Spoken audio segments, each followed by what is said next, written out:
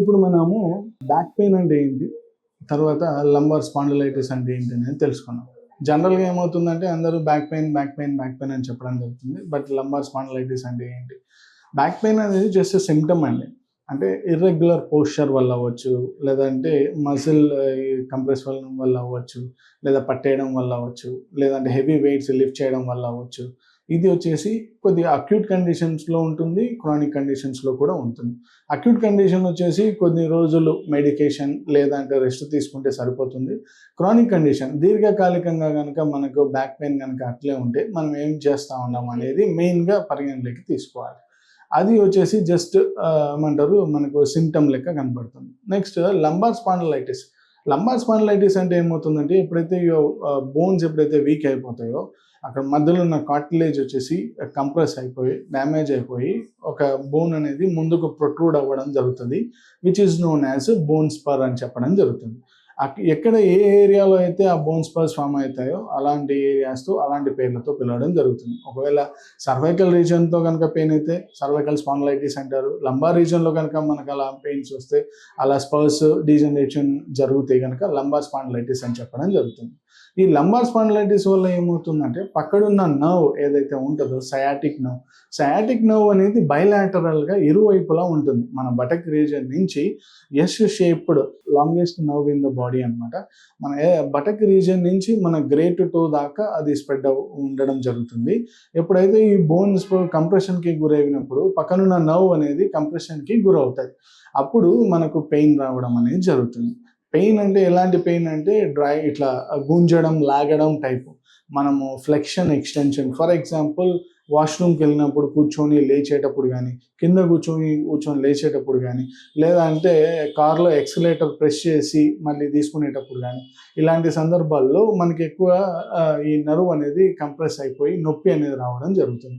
ఎక్కడి నుంచి నొప్పి వస్తుందంటే రైట్ ఫ్రమ్ బటక్ రీజన్ నుంచి గ్రేట్ టో దాకా డ్రాగింగ్ పెయిన్ అనేది రావడం జరుగుతుంది. ఇది యూజువల్గా ఏమవుతుంది అంటే ఫస్ట్ ఫేజ్లో ఓన్లీ ఒక కాలుకి మాత్రమే రావడం అనేది జరుగుతుంది. Either it might be left sided or right sided. కానీ నెగ్లెక్టెడ్ కండిషన్స్లో ఏమవుతుంది అంటే రెండు వైపులా మనకి రావడం అనేది జరుగుతూ ఉంది. దీనికి తోడు కనుక డయాబెటీస్ కనుక యాడ్ అవుతే అది ఇంకా పెయిన్ అనేది ఇంకా త్వరగా ఫాస్ట్గా పెయిన్ స్ప్రెడ్ అవ్వడం, ఇంకొక కాల్కి స్ప్రెడ్ అవ్వడం లాంటివి జరుగుతాయండి. ఈ సయాటిక్ పెయిన్ అనేది చాలా భయంకరంగా ఉంటుంది. కూర్చునేటప్పుడు డిస్కంఫర్ట్ ఉంటుంది, బైక్ డ్రైవ్ చేయాలన్నా డిస్కంఫర్ట్ అనిపిస్తుంది, కార్ డ్రైవ్ చేయాలన్నా కాస్త ఇబ్బందులు ఉంటాయి. సో ఇలాంటి ఇబ్బందులని ఈ సయాటికా తాలూకు పెయిన్లో మనం చూడడం అంటూ జరుగుతుంది.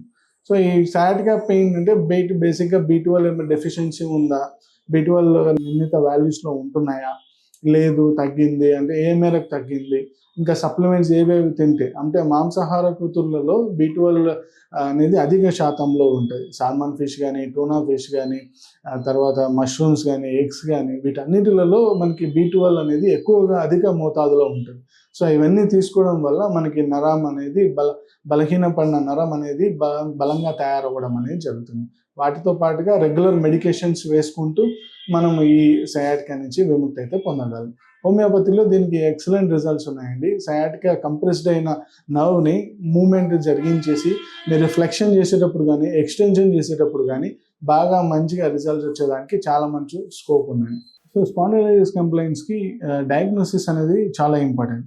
ఎందుకంటే పక్కనున్న సయాటిక్ నర్వ్ కూడా కంప్రెస్ అవుతూ ఉంటుంది కాబట్టి మనం వితౌట్ డయాగ్నోసిస్ ఇది ఫలానా కంప్లైంట్ అని చెప్పడానికి కష్టం అవుతుంది. సో బేసిక్గా ఏమవుతుంది, మనం నర్వ్ ఇన్వాల్వ్మెంట్ ఉంది కాబట్టి MRI అనేది కంపల్సరీ అవసరమవుతుంది.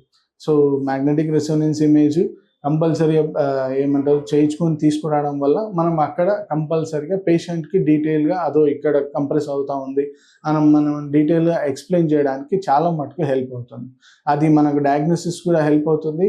అది ఏ విధమైనటువంటి ప్రాబ్లంతో పేషెంట్ బాధపడుతున్నాడో ఇక్కడ మనకి ఇబ్బందులు వస్తున్నాయి, ఇక్కడ L4 L5లో మీకు ఇలా బోన్ వీక్ అవుతా ఉంది, బోన్ వీక్ అయిపోయి స్పర్ బయటకు వచ్చింది, పక్కనున్న నర్వ్ కంప్రెషన్కి గురవుతా ఉంది అని మనము వాళ్ళకి డీటెయిల్గా ఎక్స్ప్లెయిన్ చేయడానికి హెల్ప్ అవుతుంది. ఇది చేయకుండా మనం ఏదో నార్మల్గా క్యాజువల్గా అతను చెప్పిన సిమ్టమ్ పైన కూడా చేయొచ్చు, but it doesn't makes any sense అండి. కొద్దిగా ఇన్వెస్టిగేషన్ తీసుకొని దాని ప్రకారంగా చేస్తే అది ఇంకా యాడెడ్ ఫ్లేవర్ లెక్క పేషెంట్ ఫీల్ అవుతాడు. సో ఈ హోమియోపతిక్ పర్స్పెక్టివ్లో ఎలా ఉంటుందంటే నర్వ్ రిలేటెడ్ రెమెడీస్ చాలా మంచి స్పెసిఫిక్స్ ఉన్నాయి, యాజ్ వెల్ యాజ్ రెగ్యులర్గా యూజ్ చేసే మెడికేషన్స్ కూడా ఉన్నాయి. సో ఏ విధంగా అంటే ఫ్లెక్షన్ చేసేటప్పుడు వస్తూ ఉందా, లేదంటే కాలు చాపునేటప్పుడు వస్తూ ఉందా, స్లీపింగ్ పోస్చర్ ఇంపార్టెంట్ మెయింటైన్ చేసుకోవాలి, ఇలా అన్నీ కూడా ఎలైటెడ్ పొజిషన్లో పెట్టుకోవాలి.